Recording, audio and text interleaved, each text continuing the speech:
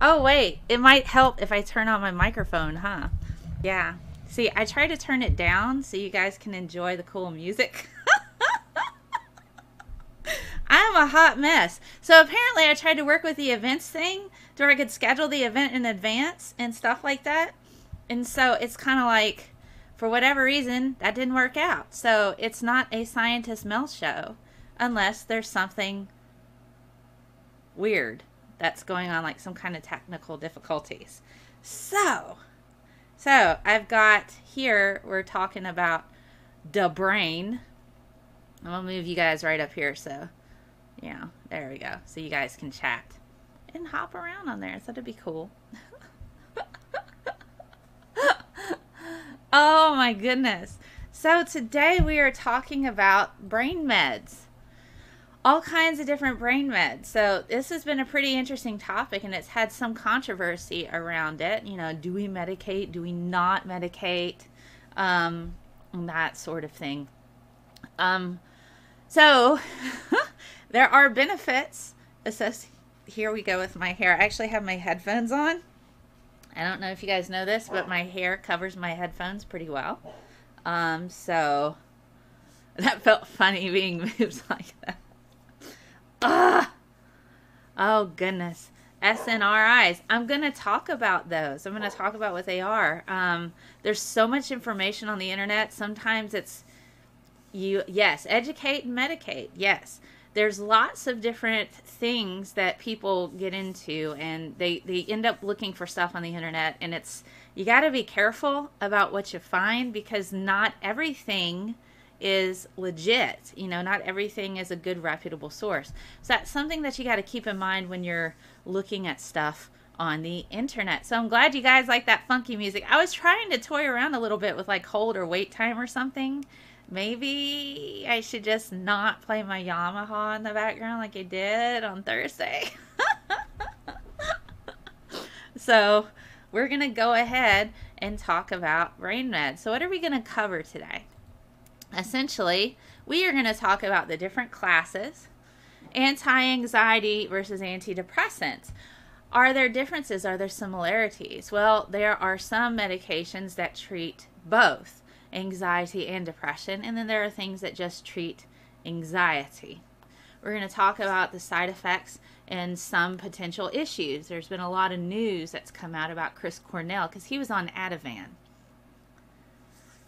Yes, I found the internet is great to get different ideas to then ask your doctor about. That's exactly right. So it's really important. I'm going to move you guys, whoops, wrong way.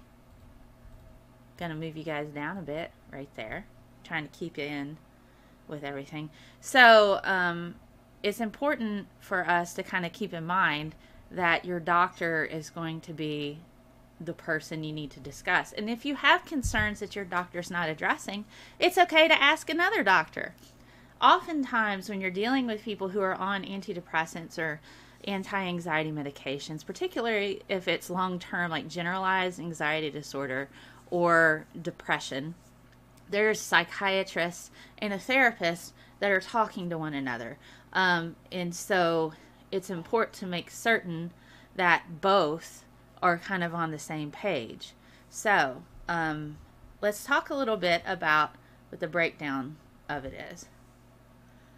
Would Adderall be considered a brain med? Oh, well, ADD, yes. Well, I'm primarily focusing on antidepressants and anti-anxiety today.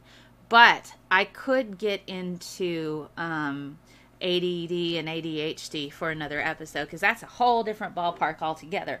I have actively talked often about anxiety and depression because that is wildly misunderstood as a form of mental illness. So thank you for the question there.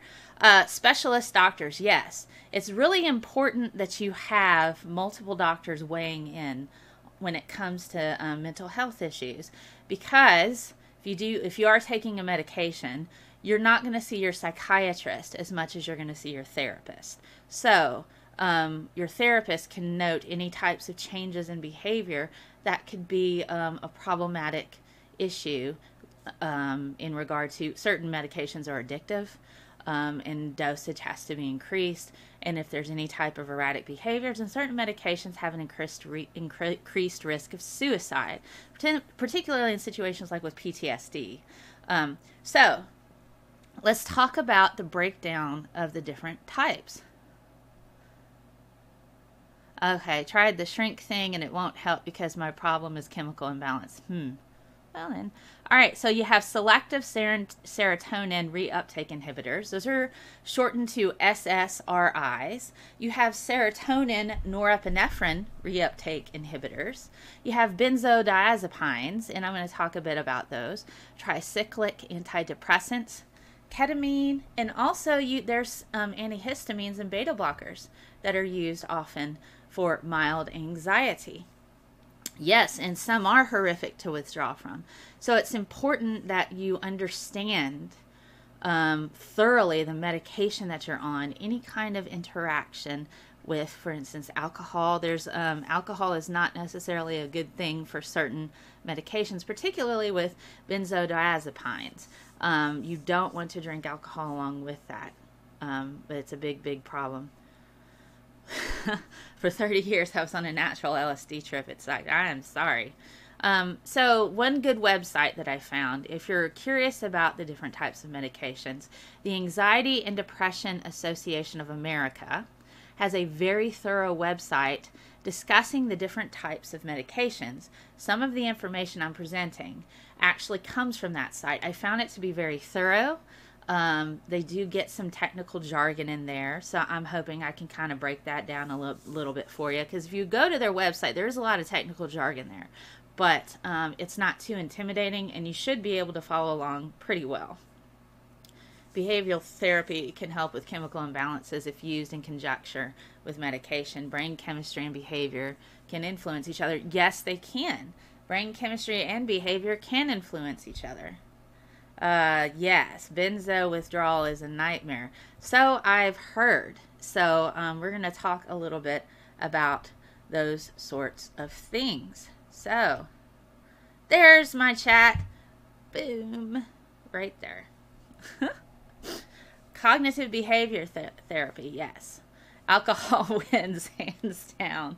Oh my goodness. You know, somebody had sent me an article saying that people who are very highly intelligent tend to drink more. And I'm thinking, well, it quiets the existential dread and crises. You know, it kind of does, doesn't it?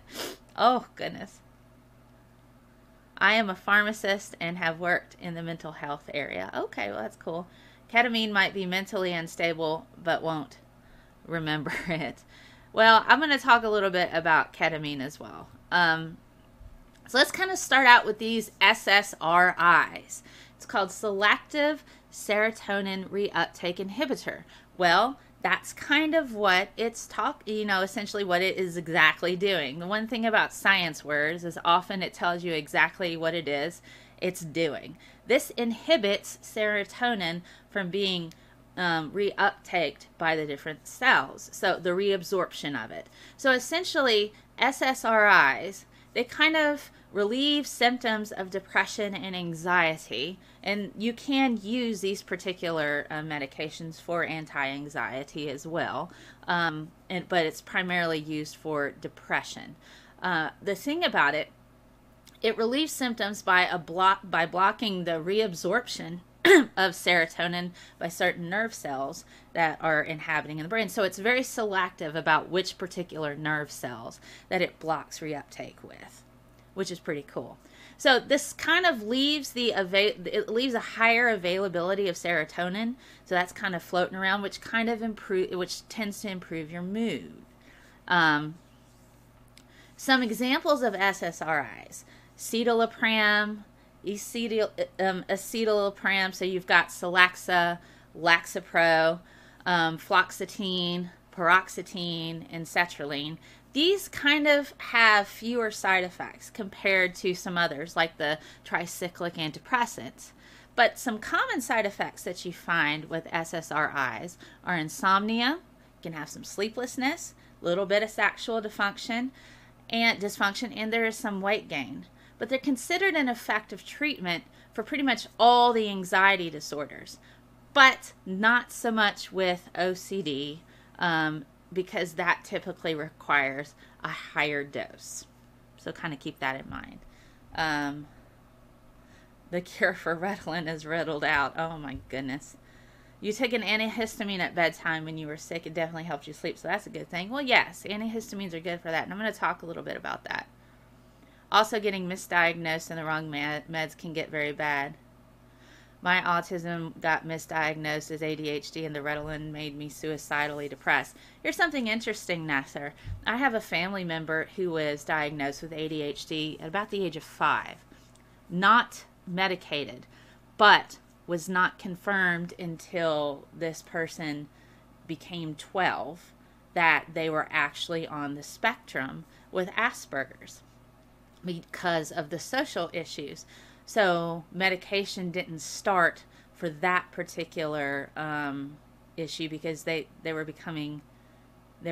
steadily becoming suicidal, and so medication wasn't introduced until the Asperger's diagnosis came through, and they started on SSRIs, which they've been very effective from them. So that's pretty good.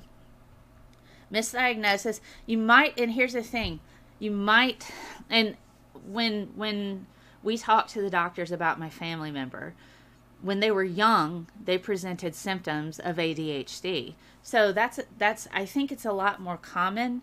The symptoms showed ADHD, but you don't see the social aspects so pronounced until preteen years.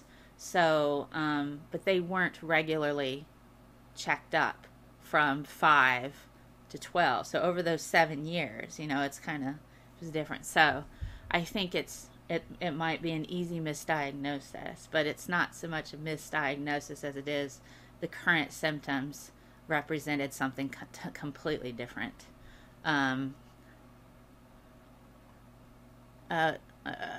Let's see, I'm trying to catch up on everybody's questions. Oh goodness, yes, don't suddenly quit taking your SSRI. It would be a long time nightmare. Yeah, you can have a lot of issues. You have to slowly come off of those. You can't just suddenly stop taking them. Gosh, and she'd been on it for 24 years. Wow. All right, so let's talk about, knocked my desk. Let's talk about SNRIs. These are serotonin norepinephrine reuptake inhibitors. So notice we see this word reuptake inhibitor. That just means it's slow. It prevents the reuptake of those particular serotonin and norepinephrine. So it has a dual mechanism of action. So it increases the levels of neurotransmitters, those two neurotransmitters of serotonin and norepinephrine, by inhibiting the reabsorption of that by the neurons in the brain, certain ones. So what it does, by not allowing it to be reabsorbed, it's hanging around a bit more, so it increases your mood. Now, there may be some side effects with this one. In this case, you got stomach upset, that's no fun, insomnia, headache, sexual dysfunction, weight gain, and minor increase in blood pressure. So you have different side effects, and a lot of these are kind of similar to the SSRIs. Now, these particular medications are just as effective as SSRIs. They're also considered a first-line treatment for anxiety or disorders as well. So when people say there's a difference between anti-anxiety or antidepressants, well, you have a lot of the same medications that are used to treat both. So this particular medication is not considered useful with obsessive compulsive disorder,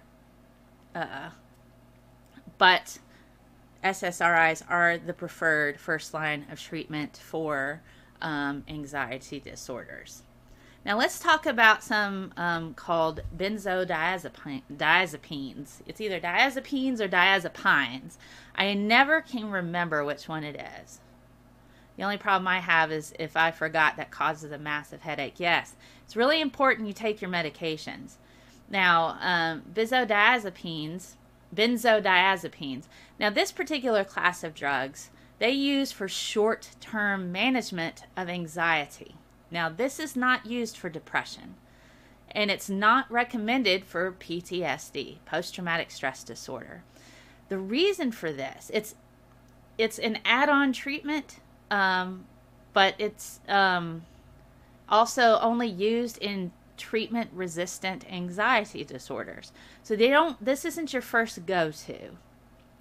But what this does, these particular ones that we see, diazepam, lorazepam, which is also known as Ativan, clonazepam, and alprazolam, all in AM. Pam Lamb. Pam Lamb. Thank you, Kent Hobbin, CPA. $5. My girlfriend is bipolar when manic. She's Christian. When depressed, she's agnostic. When her med's working, she's atheist. I love her regardless. That's wonderful. Thank you for the super chat, Kent Hovind, CPA. And continue to support your girlfriend. And it's wonderful that you're so understanding and that she has you. So the problem that they have, one of the things with benzodiazepines, is that long-term use can become addictive, as increased doses are needed to kind of achieve the same effect. And it also can lead to tolerance and, of course, the dependence. The thing that they mostly do, they're highly effective in promoting relaxation. So they kind of reduce your muscle tension, and there's other physical symptoms of anxiety. So some people have aches and pains, they be really stiff, and so this allows a little bit of it to kind of relax, but it's not considered conducive for long-term effect due to its high addictive nature. It's easy to become addicted on that. And we'll touch a little bit more about benzodiazepines, primarily something, Ativan, also known as lorazepam. So we'll answer this question really quickly. So what is the difference between depression and anxiety disorder? Depression is a completely different thing, but usually people who have depression also have anxiety. Anxiety is where you feel, and I actually have anxiety. Anxiety is where you feel that you worry a lot. You feel like, sometimes you might feel like you're in danger when you're really not. You have a higher heart rate. It's kind of like the fight or flight. Like with the epinephrine, you have fight or flight going on, and you feel like oh my gosh, you're either going to run away or you're going to fight something. It kind of just feels like that all the time. Now, I don't have generalized anxiety disorder. My anxiety is pretty mild compared to the generalized kind. People, there's social anxiety, there's performance anxiety, like really, really crippling stage fright. Social anxiety, people are afraid to go to parties and have large groups of people. They tend to have issues socially. It freaks them out a little. Anxiety means that you worry about things that may or may not happen. They usually don't happen, but you worry about them anyway. So you come up with all kinds of plans to counter the thing that you think might happen. But it can cripple you. It can cripple you mentally to where you can't function in a day. But depression is where that's a whole body type of thing as well. Depression is essentially your mind trying to convince you, that you're worthless, you're no good. You have similarities with anxiety, but it's much more profound in depression. And when you feel, it's not just feeling sad, it's a holistic, long-term feeling that doesn't go away. And sometimes people who suffer depression have a hard time just forming sentences, and they tend to want to shut themselves away from others. They don't want to be a burden on anybody else. They're like, they're afraid that they're a burden on other people. So I did an episode on depression. So if you want to learn more about depression, you can check out on my channel. I did talk about the science of depression, and I got into a lot of heavy details. So now we're talking about medicines that counter that. But hopefully that kind of gives you the difference between the two. Anxiety can have very specific triggers. Depression doesn't necessarily have triggers. So that's another thing. Okay, so tricyclic or tricyclic antidepressants. Let's talk a bit about that. When there were concerns that are associated with benzodiazepines and the long-term use of that, lots of doctors tended to move towards tricyclic antidepressants, like amitriptyline, imipramine, and nortriptyline. They tend to be effective in treatment of some anxiety disorders, but not social anxiety disorders. So that's like the more mild form of anxiety that I had mentioned. Let's see. Hey, Geek Room. Hello, everyone. Now, these particular tricyclic antidepressants, they can cause significant side effects. So you can have hypotension. So that's and it's orthostatic, which means you have a drop in blood pressure when you stand up. Constipation, urinary retention, dry mouth, blurry vision. These are all vastly different from other side effects that we've heard before. Hey guys, hello, hello. What's up? What's up? I'm trying to scroll back. If it works, it works. Yes, that's absolutely right. If your significant other is on medication and it's working, that's fantastic. And I'm happy that she's doing well. All right. Hello. All right.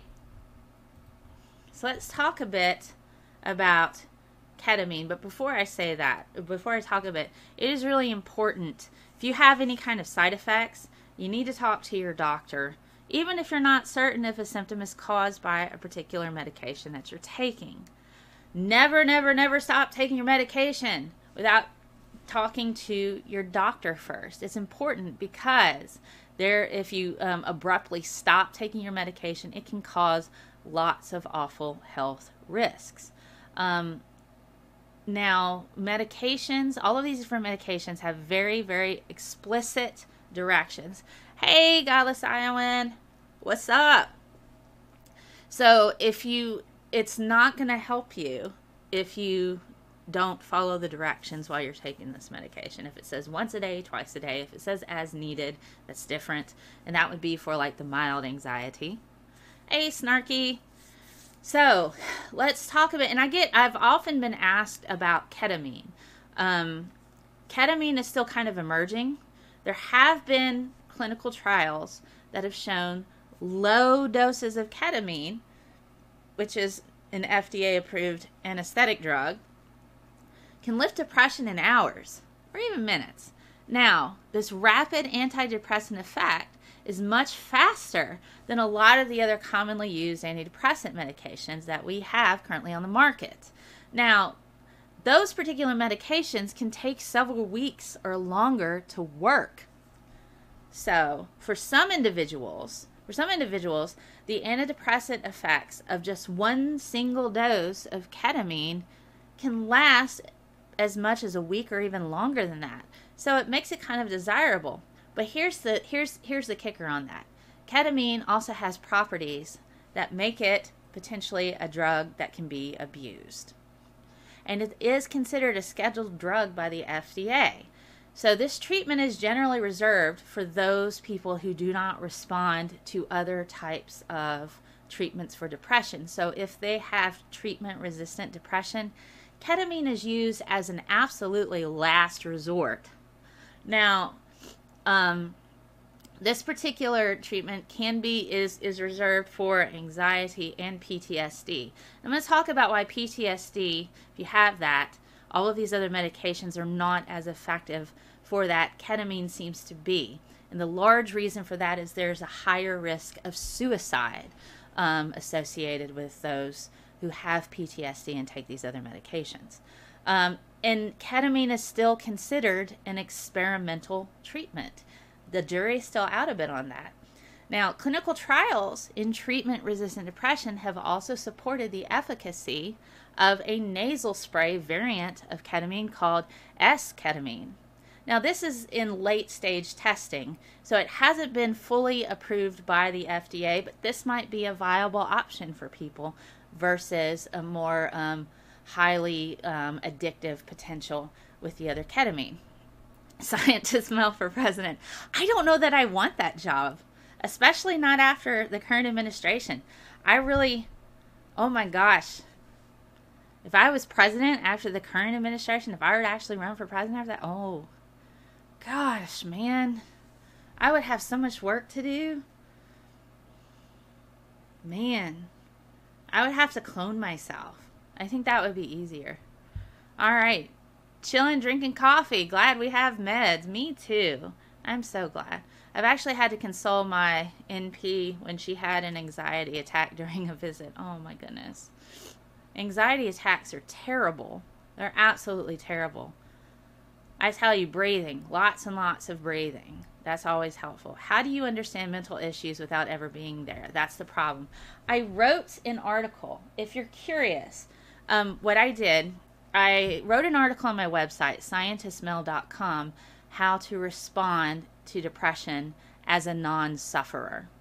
So I consulted with a lot of different people. I have a lot of friends who suffer depression, and I consulted with a lot of different people and asked their perspective on what they feel is helpful to them when they are low. So it's very generalized guidelines there, but I know my sample size wasn't like 100 people I spoke with. I spoke with about 15 to 20, and I do ask for any addendums that I need for that particular article that I wrote, ScientistMel.com, how to respond to depression as a non-sufferer. And I get into a bit of detail of what it's like to have depression. It's hard to know.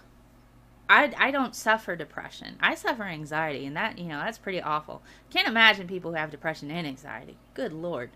They are true warriors just getting out of bed. Sometimes getting out of bed is a chore. So if you want, you can have a look there. Ooh, I have a new desk, by the way. That's why I keep hitting it. I have a new desk. Maybe I'll show you like around my room. So I've opened up the space a bit more so I can do more work in here, which is cool. So if you want to, go check that out. You can also check out my episode, The Science of Depression, and have a look. And I get into a bit of the science associated with that to kind of help out with that. So ketamine. Be careful with ketamine, and that is absolutely a last-ditch result. Scientific literacy test for all public offices. I agree with that. Yes. I have a hair in my mouth. That shouldn't be surprising because I have so much hair. Yep, there it is. All right, yeah, about the PTSD. Certain medications actually increase risk of suicide. In some of that being the SSRIs, SNRIs, and some mostly the benzodiazepines. Those are not good for people with PTSD. There's a lot of research that's come out and said that's not recommended for that because of the increased risk of suicidal thoughts, and self-harm. All right. So, antihistamines, mental health for all. Yes. Yes. Comprehension of constitutional law should also be a prerequisite for holding federal office and law enforcement. I agree. Oh my goodness. Let's see. Panic attacks. Yeah, they really are. I'm catching up on everybody's message. If I was president, I would give the wealthies money to the minorities. The only minorities could be cops. Microbloganism. Hello. I'm so glad you hear my doggy. I'm glad you like the way I explain things, Mrs. Snarky. Thank you. Oh, goodness. I like to listen to Mel all the time. She can break it down. I try to. How helpful is pot with PTSD? I'm not certain, but you know what? I will be on the Geek Room's 24-hour live stream. I believe March 8th. Is it March 8th that we're doing this Geek Room? Or is it I think that's what you said.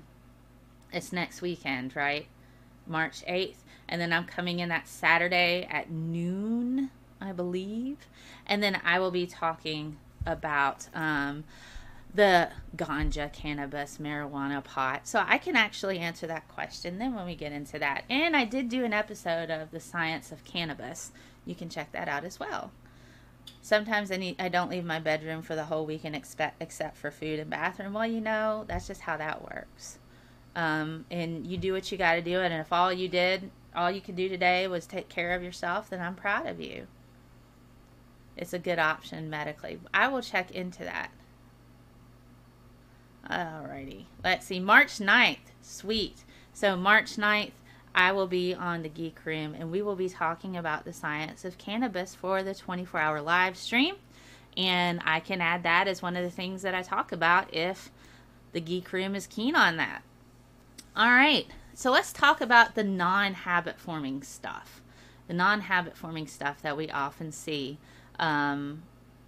with anti-anxiety. Histamine is a fun example. I have the same signal molecule, plays completely different roles in different parts of the body. Yes, antihistamines like hydroxyzine hydrochloride. I've actually taken hydroxyzine for my mild anxiety. Oh, GI is going to be on the Geek Room. Yay! Oh, goodness. So antihistamines like Visceral, also known as hydroxyzine hydrochloride, they have calming side effects through blocking histamine receptors. Now, while hydroxyzine is primarily used to treat itching from allergies, the calming effects it has is often used to help patients prior to surgery and to treat mild anxiety.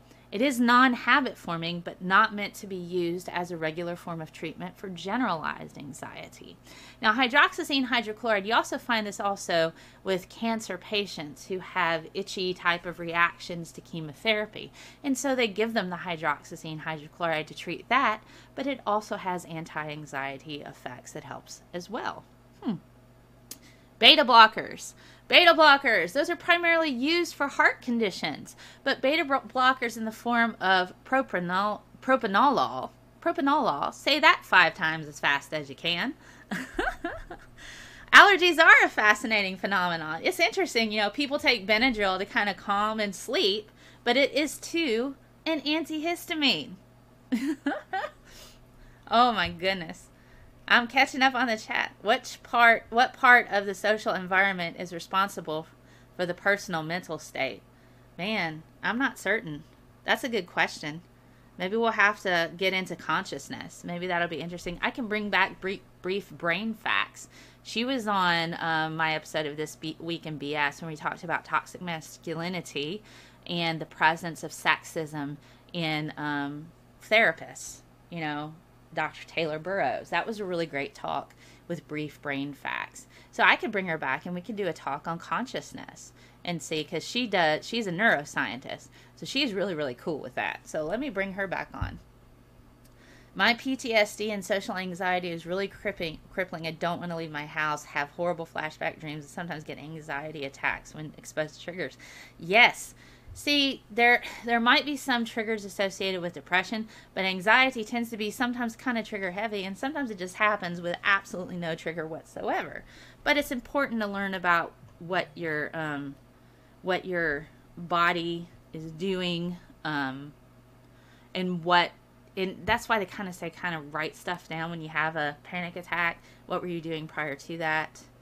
Were you around in an area? And usually that kind of helps you, you know, cope. Yay! Yes, you're going to start your 24-hour live stream right. That's right, Geek Room. Well, Butrin, an antidepressant, was found to help smokers put down the cigarettes, so they marketed it. That's cool. Amanda loves talking about consciousness. Yes, that's awesome. She's cool. Clomipramine. I leave my house to buy shopping now sometimes. Walmart equals panic attack. I don't blame you. I don't blame you. So certain side effects that I've seen. Well, we've already talked about a lot of the side effects. Weight gain, insomnia, sexual side effects. It depends highly on the medication. So the tricyclic antidepressants, those had far different side effects compared to the others. Now, the hydroxyzine hydrochloride and the propranolol, those tend to have very, very mild side effects, and they're not common. But those particular medications, like with the beta blockers, the propranolol, they're customarily used for heart conditions, as I mentioned before. They provide relief for mild anxiety, much like antihistamines. But these mild symptoms of anxiety can be performance anxiety and social anxiety. But definitively, more studies are needed to determine the long-term effectiveness of this particular medication. So, yes, it's interesting how they find that there's a drug developed for people with high blood pressure, Viagra, but they found it to be, it fights erectile dysfunction. So, let's talk a little bit about benzodiazepines, like Ativan. That's been in the news since before Christmas, last Christmas, because it's largely due to Chris Cornell. It has been linked, benzodiazepines like Ativan have been linked to increased risk of suicide. Doctors tend to not use these medications for long term as they become addictive and higher dosage is needed over time. Now, Chris Cornell was actively taking Ativan, but he was also taking barbiturates, and he had other drugs in his system. Now, while the coroner did not rule that as what caused his death, as his death was caused, trigger warning here, by suicide through hanging, there is some science to show that you can have addictive qualities. This particular medication is addictive. You need larger doses over time, and there's some link to suicidal thoughts associated with benzodiazepines. So, this particular case, the Chris Cornell's widow and children are listed as the plaintiffs who are suing Chris Cornell's doctor because they felt that the doctor continued to prescribe higher doses of Ativan rather than trying to switch him to another medication to help him with his anxiety and his depression. And so this coupled on, they feel, drove him to commit suicide. So Ativan is in, as I mentioned, the benzodiazepines family. You have to be cautious with that. That's not meant for long term. And if you're able to treat your anxiety and your depression with SSRIs or SNRIs, those tend to be a bit more, they have some side effects, but they're not linked to suicidal thoughts. But like with any medication, people are going to react a bit differently. So they can only base it what the common side effects are. Yes, they are highly addictive. They are highly addictive, and over time it takes more of them in order to get the same type of response. Kind of like chasing the dragon, as they would say. So these are kind of things that we've got to look at when you're considering medication. So I mentioned the website, the Anxiety and Depression Organization of America. Let me pull that up. They have a really, really, really good website. So let me see if I can pull that up for you. Well, if I pull up on the frickin', it's going to eat into my connection. But let me see if I can get what that website looks like, because I found it to be very informative.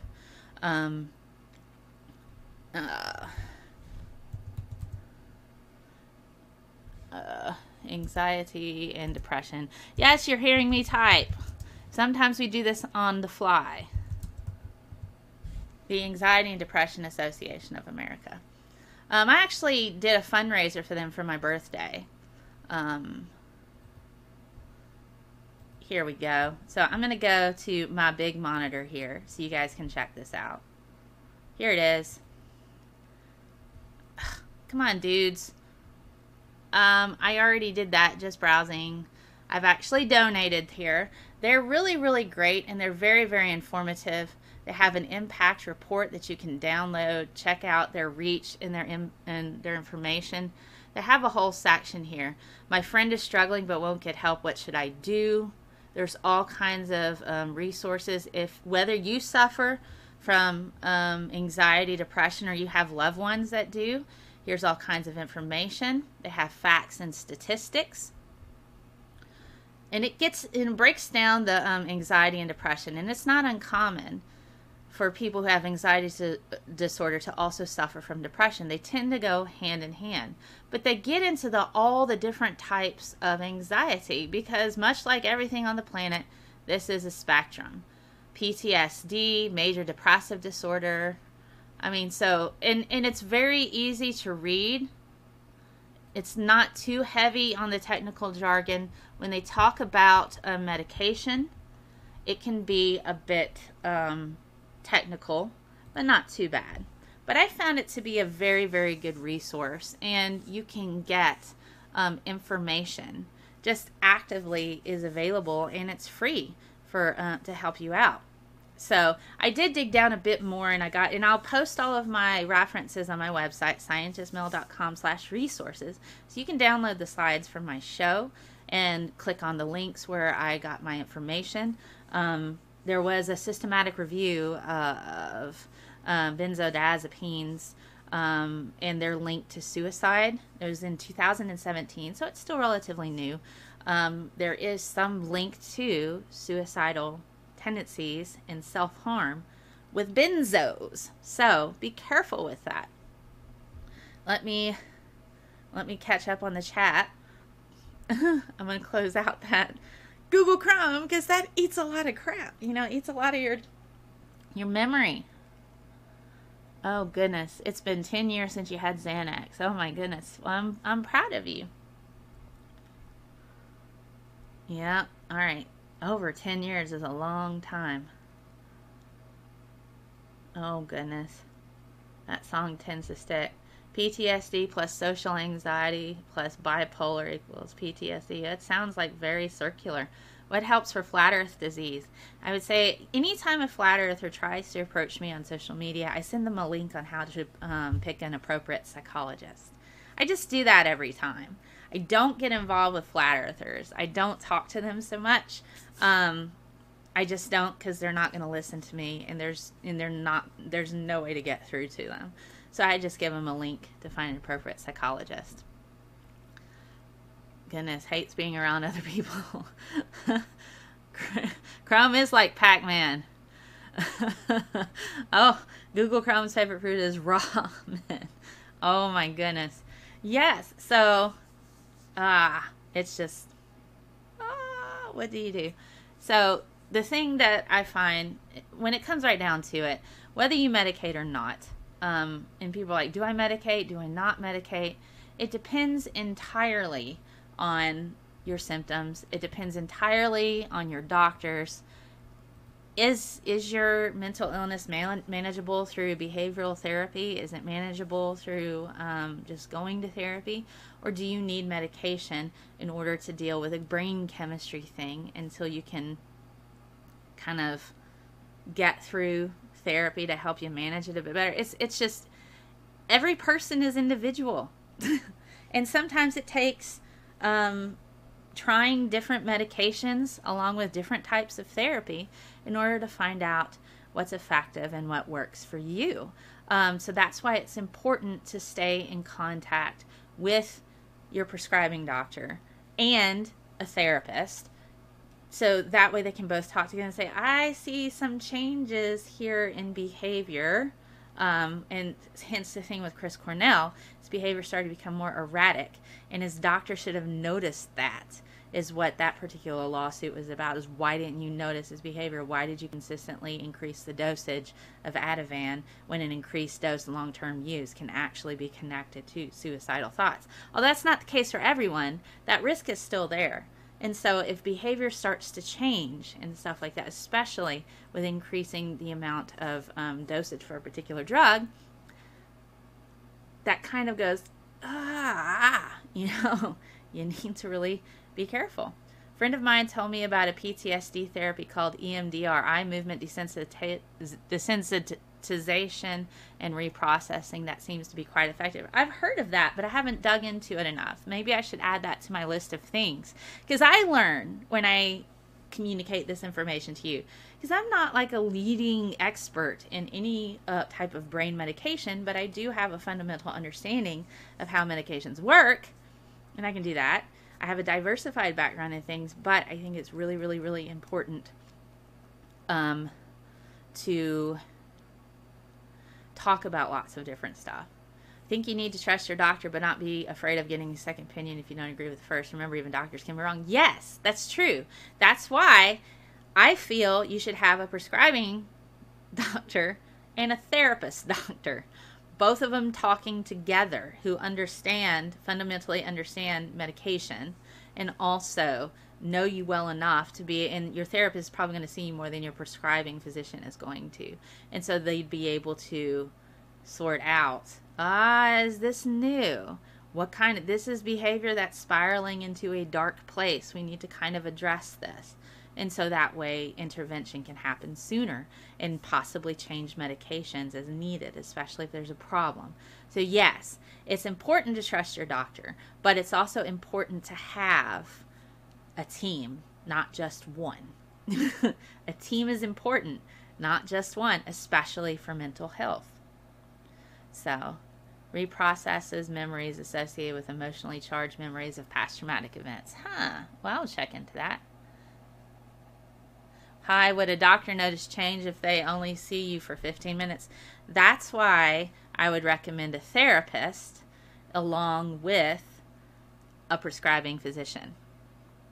Because your therapist is going to notice the behavioral changes more so than you will, especially if it's a mental thing.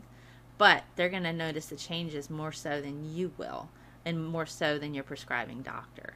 Because your therapist is likely going to spend more time with you than your prescribing physician will. Nana, N-A-N-A, thank you for $5. Thank you for the super chat. I know I started a bit late today because I was having technical difficulties. Can you believe that? Me having technical difficulties on any given stream. Did Chris Cornell have one? I'm not certain that he had one. So, but then again, I'm not a court. And if you're curious about scientific evidence versus courtroom evidence, you should totally check out my last This Week in BS, because I had Brian Abramson, who works in vaccination law, and he deals a lot with court cases in the court systems in regard to vaccination law versus, and what the anti-vaxxer stuff. So he kind of breaks down a little bit of what's required in order to win a court case versus something that would be considered scientifically sound. And that's a huge difference. So you can check out This Week in BS, anti-vaxxers for that. Yes. If you stream, you're going to have technical difficulties. I am, because I scheduled through the event option on my freaking restream, and it didn't show up on the link that I wanted. So there you go. So I'm going to have to sort that out so I can schedule streams in advance. People be like, oh, I want to watch that. Because there were people waiting to watch that. And then that didn't go live. This one did.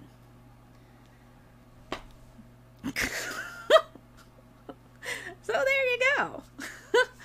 So my goodness. So you guys have been awesome today. But, I kind of I'm going to be DJ Enzyme. Hold on. Centered. Here we go. Centered here. There we go. We got your chat. So this is essentially what we've been talking about today. We've talked about the different classes of antidepressants and anti-anxiety medications. And we've talked about what are the differences. Are they similar? Well, you use a lot of the same medications for depression as you do for anxiety, except for benzodiazepines. Those are used primarily for anxiety, but for short term. There are lots of different side effects, and so it depends entirely on what you as a person experience. So if you have strong side effects for one particular medication, you can switch over to a different type, and that kind of helps. Oh, you like Film Poster? Yes, I've rearranged a bit. I should show you guys like my room here. I've rearranged a little bit so it looks a bit, so I have more space. I have more space to do stuff. I don't think you realize I had a couch over here, and now the table that I used to stream on is like right here. I'll show you here in a second. Let me wrap up this part and then we'll have a little chat. And so we have talked about side effects. We've talked about potential issues, primarily those associated with benzodiazepines, particularly for those with PTSD, as well as long-term uses associated with self-harm and suicide, particularly suicidal thoughts. So you got to be careful with that. Hello. Hello. So I'm going to take a moment to thank my patrons. Thank you, patrons. My patrons, my patrons. James, Jen, Carl, Patrick, Daniel, Stephen, Paula, Carrie, Cersei, Keith, Duke, James, N.A., Andy, Zachary, Tony, Bo, Stephen, Sarah, Chris, Graham, Dragnot, Godless Iowan, Jennifer, Richard, Dark, Fearsome, and Neil. Thank you for all that you do. Thank you for contributing to my efforts. I've covered up the N, so I'm sorry. And part of the HT on Dragnot, I moved that up just this morning and did not check where I was on here. So here we go. Patrons, hi, thank you. So there you are. Ha! So thank you. Thank you for helping me out and doing what I do. Thank you to those of you who give me super chats. It's really, really helpful. What I do is free for everybody else, but it still costs me some money, so they help me with my maintenance cost, buying equipment. I have a website. I pay for streaming to multiple platforms. I even pay for advertising from time to time to help boost science content. I don't advertise a product. I just advertise science. Where can you find me? Everywhere. ScientistMel.com, Patreon.com, Periscope, YouTube, Facebook. I'm also on Twitch, and I am on, I'm on Twitch, twitch.com/ScientistMel, so you can find me there as well. And that's the science of brain meds. Oh my goodness. So yes, this is what I do. I do this thing. I'd really like to make this my job, so I'm trying to get more stuff going, and I'm trying to up my quality in doing what I do and reaching out to communities. I started reaching out to a planner for a convention for science communication, which would be really cool. You love the group. Yay, brain meds. So let me show you my room now. Oh gosh, I left my strawberries out. That's not a euphemism. All right. So check this out. So here's the table I used to stream on, like right there with all of my different pop figures, like my pop figures. So there was this Dr. Emmett Brown, yeah. And so here I got a window there. I used to have a sofa right here, and if you go back and look at like my really old streams, I used to stream from my sofa from my phone. Then over here I've got a turntable, and I've got some stuffed animals that were all on my sofa. There's a hat. I've worn that sometimes on my shows. There's my Pirates of the Caribbean. Got my superheroes hanging out on the window. Yeah, I got some weights and a piano. Believe it or not, I do have piano, but over there is a whole bunch of Lord of the Rings stuff. Then I've got a D20 atom on the wall, and then all these different figures back and around. And here we are, back to Central. Well, I'm so glad you guys joined this.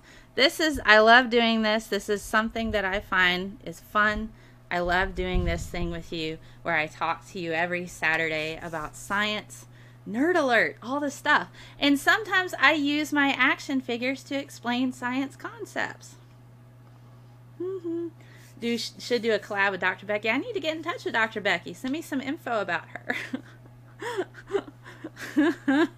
I'm so glad you guys like what I do, and I do a great job. Thank you, GI. Do I ever use the turntable? Yes. Oh my gosh. I got my albums over there. I've got Radiohead. I've got Wham. I've got Disney albums. I've got Depeche Mode. Should I get my vinyl? Do you want to see my vinyl? Oh, I can't play any of the music on here. I might get a strike for, demonetized from freaking, you played George Michael's, Wham album, Careless Whisper, Even if I sat here and behind with my Yamaha, I have a Yamaha keyboard. Some of y'all experienced that Thursday night and have had lots of words about it.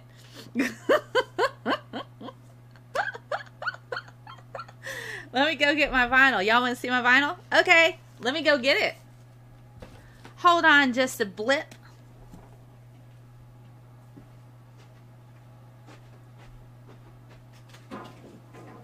Oh my goodness, all the vinyl. I also have a D20 staff. I don't know if you guys... All right, thumbs up, like, share, subscribe, all of that. Here, I'm going to do it this way. Make It Big by Wham goes quite well with my Deadpool. My Deadpool pop. Funko Pop, right? Does science confirm the existence of morality?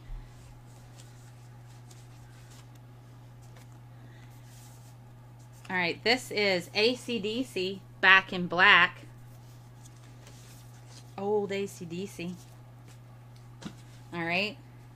Frank Sinatra's My Way. Okay. Frank Sinatra, My Way. That looks like Wonder Woman Barbie. No, it's a Donner. It's actually a Donner figure, and it's worth a lot of money right now. Stevie Wonder. Inner Vision. Alright. Billy Joel, 52nd Street. What the heck and heck? Electric Light Orchestra. Discovery. Check it out. Not certain why I have this, but I do for some reason. Genesis. She seems to have an invisible touch. Yeah. Tonight, Land of Confusion and In Too Deep. Yeah. That's what you listen to. Land of Confusion and In Too Deep. Hendrix. Man, wouldn't it be nice to have that? I have another Frank Sinatra. Oh man, this one though. This one sounds amazing on the player. Depeche Mode Violator. Oh my goodness. Inside Star Trek. The Star Trek theme. William Shatner meets, look. William Shatner meets Captain Kirk. Alright, check that out. Look at that. Sarek's son Spock, The Question Affair. The Enterprise runs aground. I'm not, this one though. There's too much confusion. You have about 30 records. The Haunted Mansion, a Disneyland record. This is official Disneyland vinyl from when they first opened the Haunted Mansion. Chilling, thrilling sounds of the haunted house. Actually kind of fun to listen to. It sounds just like a Disney cartoon. This one, y'all need to be jealous of this. Y'all need to be jealous of this. Yes, my YouTube channel. The Nightmare Before Christmas. Tim Burton's limited edition vinyl. This is Halloween. This is Halloween. Halloween. Halloween. Pump up the volume. Pump up the volume. Pump up the volume. Dance. Dance. Do, do, do. Yeah. And do, do, do, do, do, do, do, do, do, do, do, do, do, do, do, do, do. Gonna take a lot to take me away from you. There's nothing that 100 men or more can ever do. David Bowie.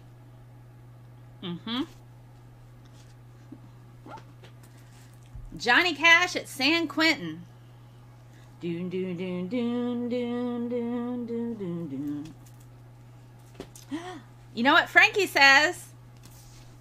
My yeah. Give it one time now. Well, whoa, relax, don't do it when you wanna go to it. Relax, don't do it when you wanna come. In excess. Devil inside, devil inside. Every single one of us, the devil inside. All right. And also, In Excess, Need You Tonight mediates the single. I need you tonight, 'cause I'm not sleeping. Ooh, ooh. I've thought about putting it out there to see if anybody wants to vote for me to sing a song a cappella, because I can't use karaoke backgrounds without being demonetized. So if there's ever the art of noise, that would be what comes out my mouth. So if you like the way I sing, maybe I'll put up a poll and sing a song. I do sing-alongs. I do scientist sing-alongs. Every time I hit like 1,000 followers on Twitter, up 1,000 followers, every 1,000 followers I do a scientist sing-along. And I didn't do my 2,000 subscriber scientist sing-along, so I should give that a go. I should do a scientist sing-along. Maybe I'll do that tonight. Tonight, tonight, tonight. Oh. I could pick like 3 songs associated with what we're talking about, so that might be fun. Depeche Mode, Personal Jesus, right?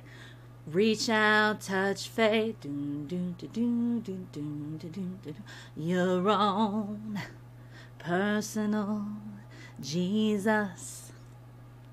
Someone to be in your prayers, someone who cares. Your own personal Jesus. I love it. That's it. My ding-a-ling, won't you play with my ding-a-ling? Right? That song. I'm familiar. We used to sing that when I went to church when I was little.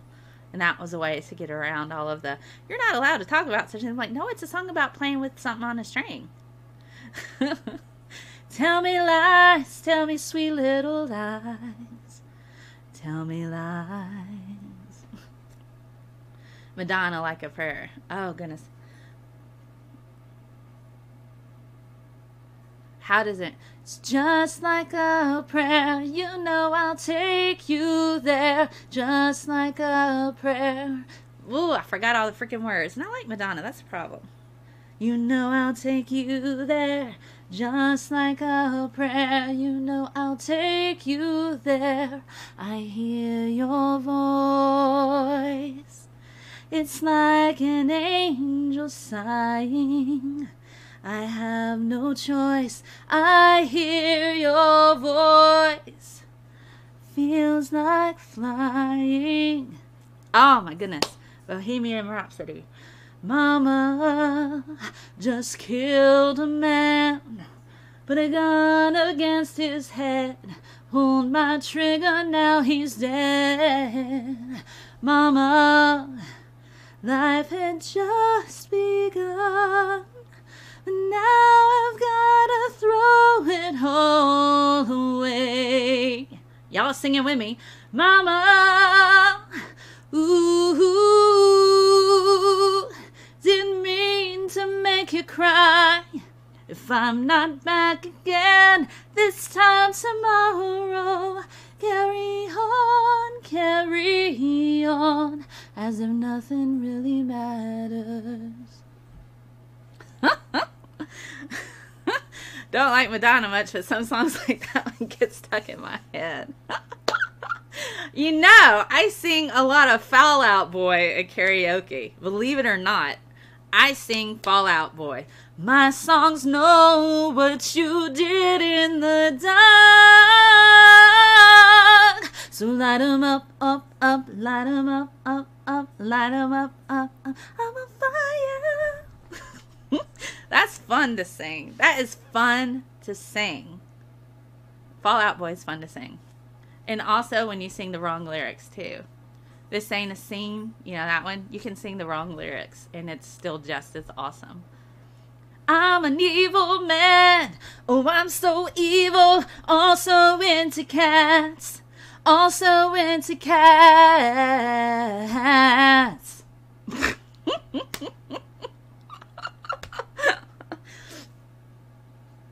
Or they say, I'm a little man. Oh, I'm so evil. Also into cats. also into cats.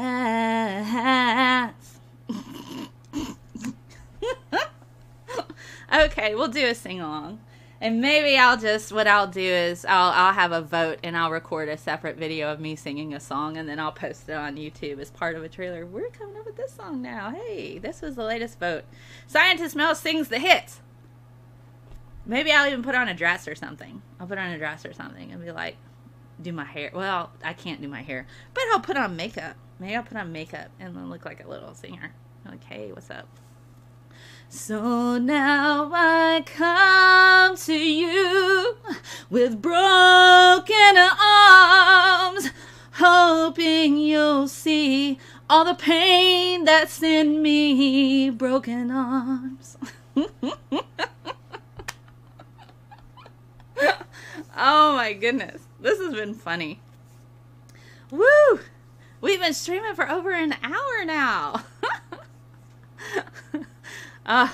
Oh goodness. We got name calling in the side chat. Man. People. Chills, man. Nobody's... I don't know. I don't see any name calling. So it's funny. Broken arms. Gosh, there's this like... But the chair is not my son. If you haven't heard, speaking of Michael Jackson, Billie Jean's great and all, but have you heard Chris Cornell's cover? Immediately go listen, since we talked about him earlier, Chris Cornell's cover of Billie Jean.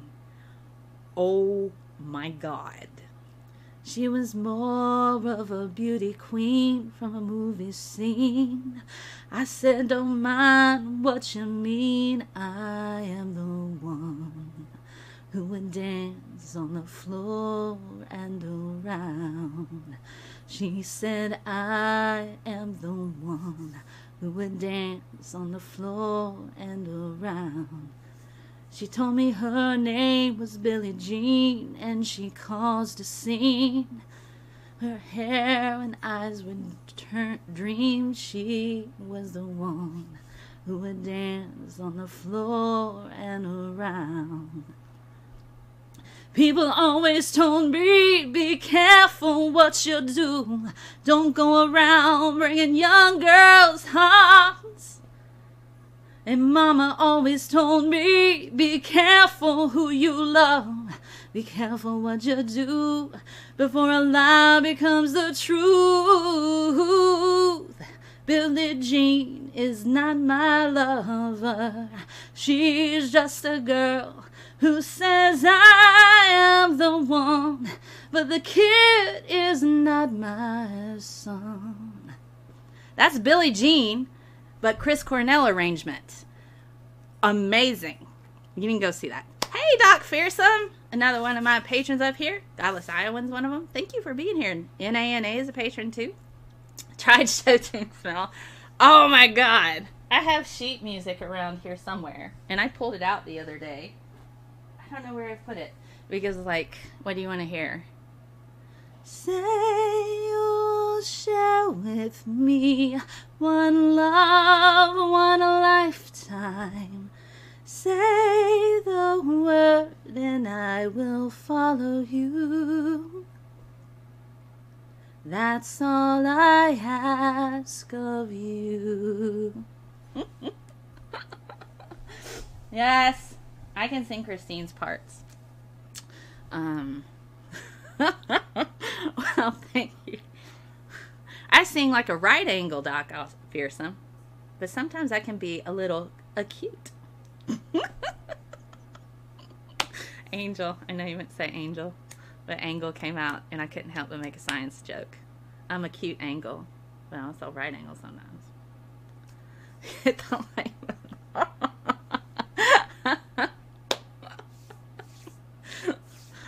Are you an angle that's less than 90 degrees? Because you are acute.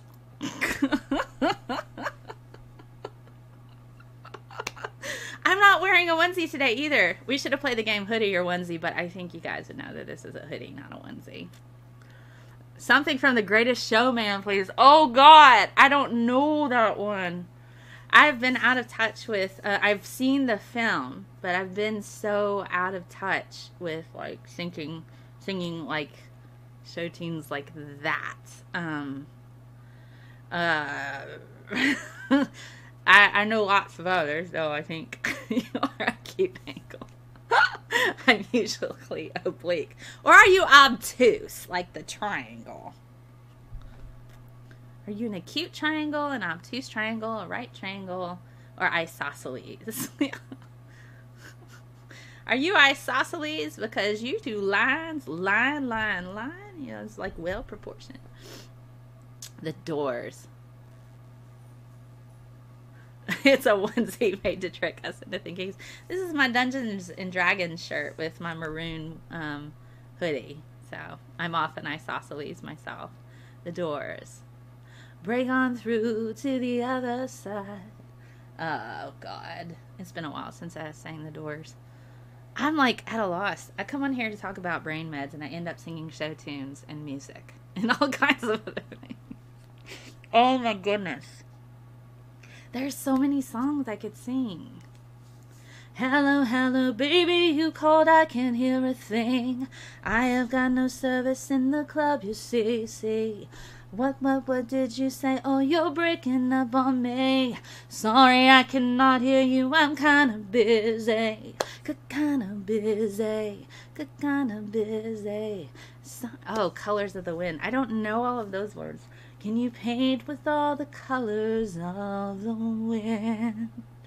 The Great Gig in the Sky. You know what? You know what I'm going to do, Doc? I'm going to start posting polls because it seems like people enjoy it when I sing. So I'm going to start posting polls. So I will get, if you're a patron, any song that you want will automatically go into the poll. How about that? And then once a week, I will record me singing the winning song from the poll. It'll be a cappella because I do not have any. I probably could get my guitar out and teach myself, you know, but I do have a guitar and Epiphone.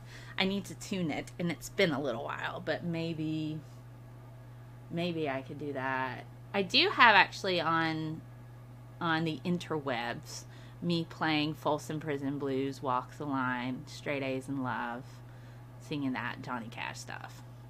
Postmodern Jukebox. Yes, they do jazz covers of pop songs. I've seen them in concert. They're actually quite good, you know. So, yeah, we could do that. And like, whew, boy, it's been like a heck of a week. I went to the record shop and asked if they had anything by The Doors. The man replied, yes, a bucket of sand and a fire extinguisher. That should not be as funny as it is. Oh my goodness. All right, so patrons, if you're a patron and you want me to sing a song, and I want you to sing a song. If there's a topic, I don't know if my patrons remember that if there's a topic you want me to talk about on a show, I just do it. It doesn't go into the poll. You just automatically get that topic. So if there's a topic you ever want me to do, just let me know and I'll talk about it. If there's a song you want me to sing, I can do that as well. So patrons get that. Capital. I have to do that. Karaoke cover. One song that I can sing that's kind of show tuney but Disney is from Mulan, and it kind of hits my heart a bit. So I'm going to try not to cry while I sing it. It's called Reflection, and this is for my girls out there who have image and body image issues, because you're beautiful. All right. Look at me, you may think you see who I really am, but you'll never know me every day. It's as if I play a part.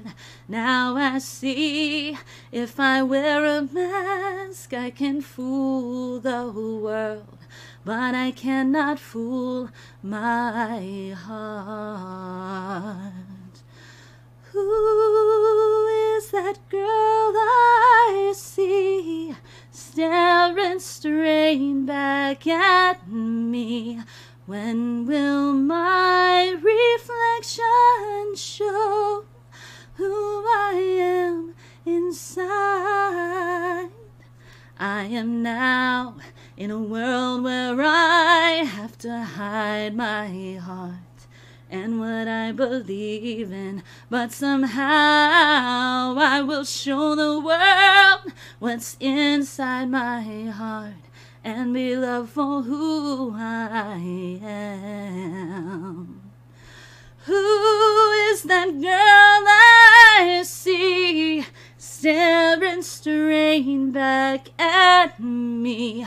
Why is my reflection someone I don't know? Must I pretend that I'm someone else for all time? When will my reflection show who I am inside?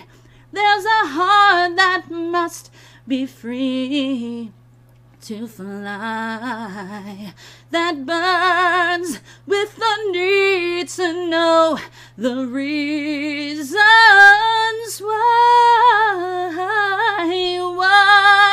must we all conceal what we think, how we feel?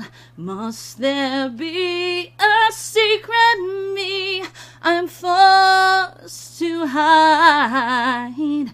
I won't pretend that I'm someone else for all time.